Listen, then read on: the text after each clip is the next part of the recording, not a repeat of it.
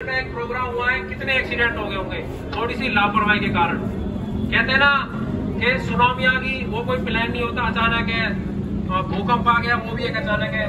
पर जो दुर्घटना है ना, वो प्लान करते हैं, नशे में वाहन चलाते हैं, लापरवाही से वाहन चलाते हैं, तेज वाहन चलाते हैं। ठीक है, बस जो एक ड्राइवर होता है उसके हाथ में लगा लो 60 परिवार का भार होता है, यानी कि अगर वो थोड़ी सी लापरवाही करे तो 60 के 60 जो भी है सवारियां, उनका जीवन खतरे में रहता है। और सबसे बड़ा आज के दिन देखने में आ रहा है सड़कों पे जो क्रोध है, गुस्सा सभी को आ रहा है। गुस्से के कारण दुर्घटनाएं बढ़ती जा रही है। जैसे कि अभी राजस्थान में होता है कि डंपर चालक ने पता नहीं रेस लगाई, स्पीड लगाई, पता नहीं कितने एक्सीडेंट हो गए उसके कारण। तो जो हाईवेज है उस पर बहुत ध्यान से चलना है, और बस चालक है ओवरटेक नहीं करना, ये नहीं सोचना कि हमें सवारी को जल्दी पहुंचाना है। जल्दी पहुंचाने के चक्कर में पता चला मौत के घाट उतार दिया आपने। और एक नौजवान होता है, उसके हाथ में लगा लो पूरा कारोबार होता है, घर का, परिवार का, सरकार का।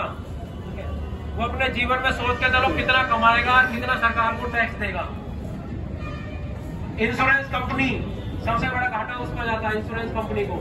सोच के चलो आपने एक इंश्योरेंस कराया है 2000 रुपए का, ठीक है, 2000 रुपए की पॉलिसी होती है तकरीबन। अगर बाई चांस वो एक्सीडेंट में उसकी मृत्यु हो जाती है तो वहां पे जो मजिस्ट्रेट रहता है पूरा क्लेम लेता है उस कंपनी से, 50 लाख 60 लाख जितनी भी हो।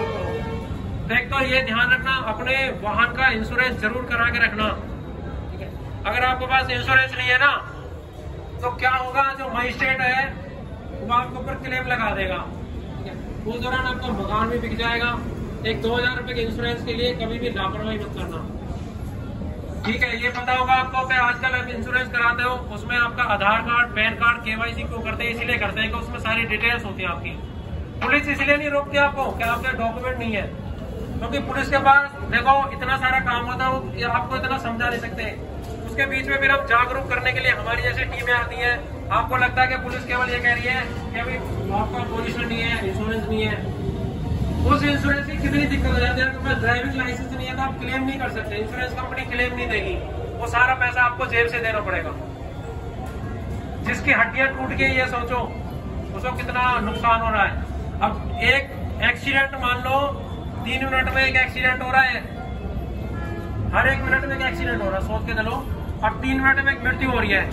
1.5 लाख रेशो आ रहा है साल का जो दुर्घटना हो रही है, और 5 लाख वो रेशो आ रहा है जिनके थोड़ी बहुत खरोंच आ गई, रोड लगी है, लापरवाही से विकलांग हो गए। तो सड़क पे बिल्कुल लापरवाही ना करें, ध्यान से चले। और आज हम क्या करेंगे, यहाँ पे मोमबत्ती जला के 2 मिनट का मौन करेंगे।